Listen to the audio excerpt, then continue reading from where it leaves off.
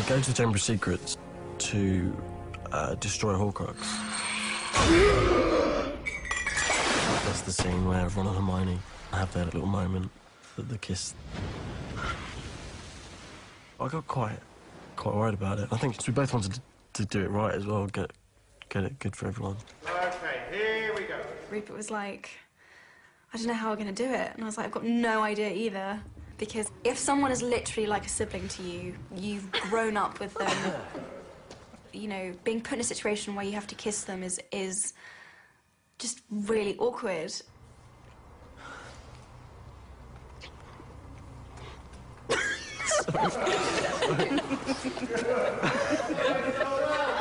I said to Rupert, don't be Rupert, forget Rupert, just be Ron.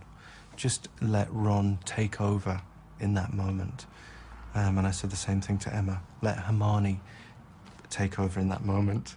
And it was just like, well, we're just gonna have to do it.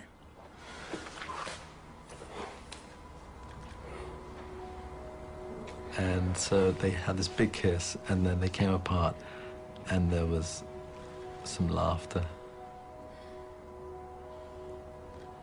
Because, you know, it was a little bit awkward.